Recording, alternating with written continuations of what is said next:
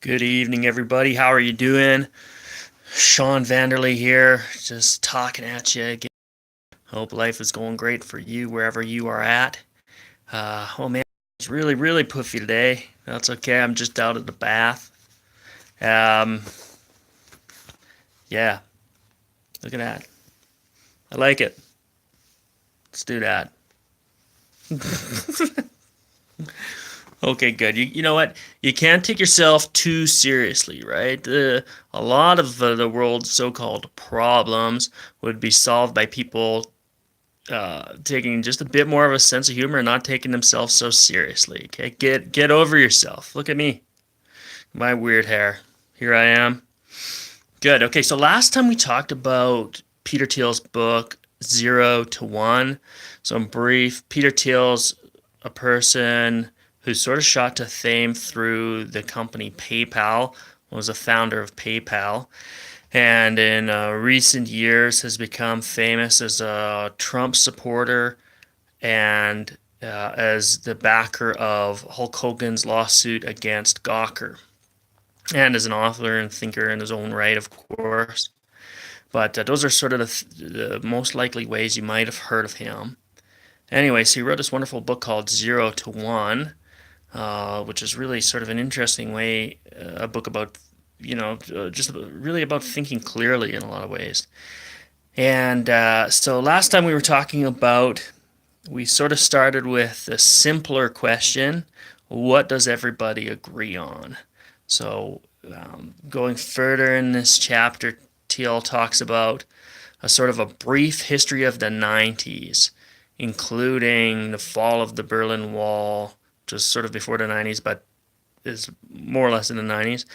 The Iraq War, George W. Bush getting beat thanks to Perot's huge third party result, in part. Um, how the internet came in and sort of remixed the economy, uh, the collapse of the Asian tigers, and then into the dot com boom and bust. So that's what he talks about in the 90s. So I guess there's a few things that everybody could have agreed on at certain times in the 90s. For instance, in the height of dot com exuberance, you know what everyone was piling in to tech. You could not go wrong with tech. Everyone was throwing their money at Silicon Valley. And what happened is what always happens in those sorts of irrational situations is that the boom goes bust. So that's a pretty good summary of the 90s, but what would you do to summarize the aughts, like 2000 through 2010? How would you define that? So I guess you could say, going off the top of my head here, you started more or less with the dot com boom, sort of mopping that up with the bust. Then September 11, that was huge. That changed everything for a few years there, big time, right? George Bush got reelected, huge margin. And then there was the housing bubble, sort of the second half of Bush's second term. Then we had sort of Obama, the big Obama momentum, those huge moments in 2008. Oprah was crying on TV. In Canada, things were doing good, right? We had very expensive gas in the early 2000s. Calgary was booming, booming. We had good government. We were building pipelines like there's no tomorrow. Remember, I was like, gosh, I wish I had Suncor because I did not think some of these oil companies would ever go down. So I guess that's one of the lessons we can draw from using sort of Thiel's analysis. What does everybody agree on? If we look at the 2000s, there was a time when people would buy a lot, flip it, buy 10 more lots, try and flip them. Then they wound up with 30 useless lots and went bankrupt. Housing boom, right? But the feeling was that you could not lose if you put your money into housing, right? Same with oil and gas. I mean, I had money in stocks. I was working in oil and gas for part of the period. There was a feeling that the stuff was never going to go down. Demand was growing worldwide. Pipelines were getting built. huge plans were being made for the oil sands. Multi-billion dollar projects were being proposed and talked about. They were even talking about, we sort of knew that shale gas and stuff was a thing. Not so much shale oil, but mostly shale gas. We knew shale oil was there, but no one really knew quite how to get it. And so I guess that's a pretty good segue into this next decade up to 2018, which in the Canadian oil patch has been one of collapsed commodity prices, investment that has gone to the States, and the shale boom down in the States, which is part of drawing that. We have shale here too, but no one wants to drill it because we can't move it. Our government is too hopeless. There's zero leadership, which is a common refrain when you hear me talk about our government, provincial and federal, but not to dwell on that too much. Anyway, so we couldn't see the end of the boom in Calgary. Bang, there it was. All the rigs are down in Texas now. Obama sort of fizzled out, I think, in fairness. So yeah, it seemed like such a golden moment, but really, at the end of the day, and you've heard this refrain before too, I'm sure, how did we get to Trump? Well, Obama did have a hand in that. I'm not going to blame him for that, but he was part of the equation. However many other variables you want to tuck in there, knock yourself out. You could do that all day, and probably we all should, to figure out what's really going on in our lives and in our societies. Anyway, so Teal today kind of got me thinking about looking at these things. I guess there's no real magic to doing it decade by decade. You can probably, historians always argue, when did the Renaissance start? When did it end? When did modernity start? Was it with the end of the Renaissance? Was it with the French Revolution? Was it when the Industrial Revolution really took off? You can argue about these things, but sometimes it is good just to break things up into centuries or into decades or into years. Even if it's not perfect, it's just a sort of a useful tool to actually break these things into chunks so that they're manageable and so that we can talk about them. Anyway, so I was sort of thinking about that. What does everybody agree on? So the year is 2018. What does everybody agree on now? And is that changing? And should it change? And will it change in the next 10 years? So I think at this part of the decade, maybe we're tipping our hand a bit by saying, if you look out in the world, there is sort of a populist revolution going on. And you can read whatever you want into populism or nationalism. That's up to you. It certainly is, at least the movements we've seen so far stretched from Nazism. Some people like to throw that word around without having any real value to that term, given the incredible evil of the Nazi regime. It's not exactly Salvini in Italy, frankly, at the moment at least. So hopefully things don't go down that path anywhere in the world. And so when we look at these things, Brexit, Salvini in Italy, Donald Trump, some of the local provincial elections to an extent in Canada, like in New Brunswick, Quebec, have seen sort of populist groups pop up. Even France right now, the Gilets jaunes sort of I think you could say, has a populist element to it. Essentially people fed up with going broke, driving to and from work is the long and the short of it, so that the bigwigs can go to their parties and play nice about climate change. So anyways, that's sort of in the cards, but hasn't really arrived yet in earnest. I mean, these things are still sort of nascent or youngster movements, I think. So I think that that's going to keep coming. And if I think that, what am I missing? If I believe that, just like I believed oil was going to stay up forever and we were going to make so much money out of the oil sands, and we're all gonna have a bunch of Suncor shares that were worth a lot. We're dividending us out huge money.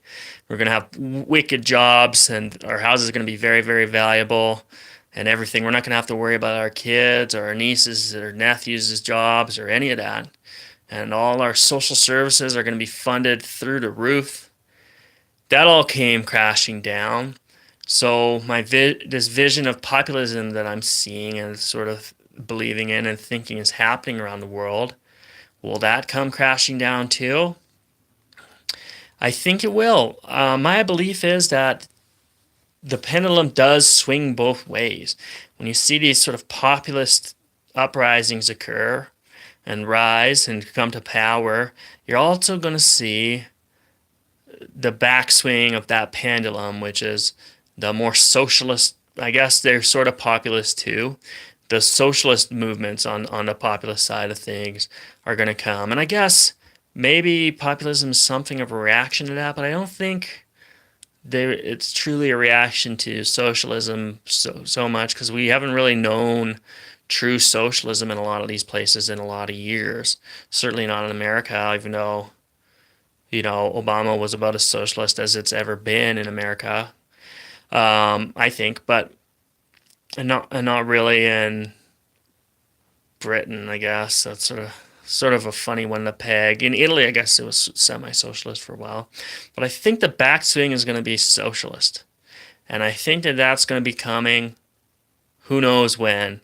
Just for fun, let's say starting in 2026, 10 years after Trump's election, we're going to see some big time hardcore socialists in office in big countries.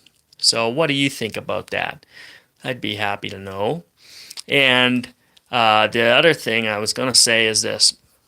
So, as an aid to sort of this process of thinking about things and trying to think clearly and learning about myself and the world and the way I think, one of the things I've been doing is I've been writing a blog.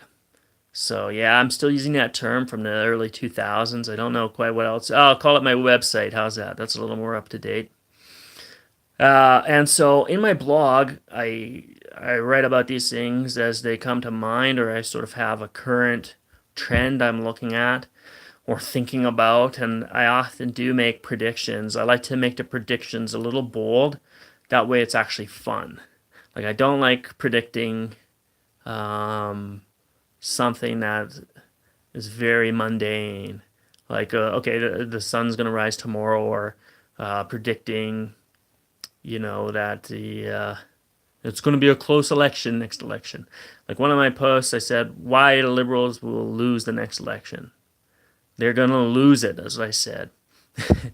And that was kind of a bold prediction, I guess, given where the polls have been at. But the beauty of doing that and actually putting your thoughts down on paper and into writing and thinking about them is that you can look back at them later. And when you look back at them later, you're actually afforded a certain amount of clarity. And the clarity comes from the fact that you put your thoughts down in black and white on paper for the whole world to see. And that is different than, as we were discussing tonight, me looking back on what I was thinking about in 2006, when I was thinking, geez, I wish I owned Suncor. Because, frankly, was that 2006 or 2007 or 2005? And did I really think that through? You know what I'm saying? That the idea is that I have a pretty good idea what I was thinking back then, but it's not nearly as exact as if I had written that thought down, however clunky and incorrect that can be over time as well. But if I'd written that down or written down a bold prediction, like in 2015, Suncor is going to be worth $50 a share, and they're going to be making X number of barrels. If I put that down on writing, I'd have had something much sharper for me to look back at and sort of calibrate my thoughts on. So the beauty of doing the blog is over the last year or two, it's been a bit over a year, I think, almost a year and a half, almost 2 years, I think, is that it does allow you to go back and look at where you made mistakes clearly. And so I've been doing that. I've sort of been reposting some of my posts with comments, like, for instance, with regards to the Liberals, the thing that I thought would sink the election was the sexual harassment claim that surfaced against Justin Trudeau. And I said that was the reason that was going to push them over the edge. How do you recover from that? His replies to the very few questions the Canadian press has asked him were mealy-mouthed, and they prompted a whole lot of questions for me. For instance, his excuse is essentially she may have remembered the encounter differently. I'm paraphrasing, but listen, tell that to the judge, Justin. Are you kidding me? That's every criminal's excuse, right? Oh, I didn't know I was assaulting that person. I thought we were just, that's every sexual assault trial in a nutshell, or at least 50% of them, right? And I'm not saying that was a sexual assault, but it certainly was sexual harassment. So don't at me on that one. Anyways, but recently the polling, the Liberals are looking decent, and the press has totally walked away from that scandal, showing you that to the press, the Me Too phenomena, for all the good it's done and all the women that it's helped have a voice, they view that as a tool. And it's a tool to get people who they don't like. And I'm sorry, that's the long and the short of it, in my opinion. I think that the Me Too movement has done a lot of good, and I think that it's a real shame that it's come to this in the Canadian press. And the Canadian press still has time to prove me wrong and bring some life back into the Me Too movement, but they're going to have to ask tough questions of Justin.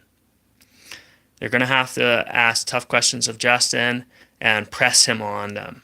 Not accept those wimpy, those fake answers that are just an absolute refutation of the Me Too movement. So they gotta find their backbones there and do that. But anyways, I was looking back at that, and that was the thing that I did not see. I did not see the press giving him a free pass on that, giving him an exemption to Me Too. So, my prediction is not looking very good. But I can see that with precision because I did take the time to think about it and write it down. So, anyways, I guess that's just one reason to do that in your own life, whether it's with regard to relationships, your work, your political predictions, your hockey predictions, your fishing season predictions, whatever you feel like. Anyways, that's what I suggest to you. Write down your predictions. Be bold so that we can have fun with them. And come back to them a while later and see how well you did. See if you were maybe being a bit of a homer predicting Johnny Gaudreau to get 110 points this season. Maybe clouded your judgment a bit and that sort of thing. So anyways, hey, I hope that you're doing good. Again, I don't really ask people to like or subscribe because, that's the type of guy I am. If you do like it. If you want to subscribe, feel free to subscribe. But the one favor I do ask of you, and I thank you in advance, is if you watch, please do drop me a line in the comments just so I can say hi to you and thank you in person, digitally in person. Anyways, I hope that you're having a great night. It's a beautiful, snowy, sunny day out there in Calgary today. I'm all bagged out, but pretty much bedtime here. And I hope that you have a good rest of your week. Learn some stuff, have a few laughs with your friends, maybe even make some money. All right, take care now.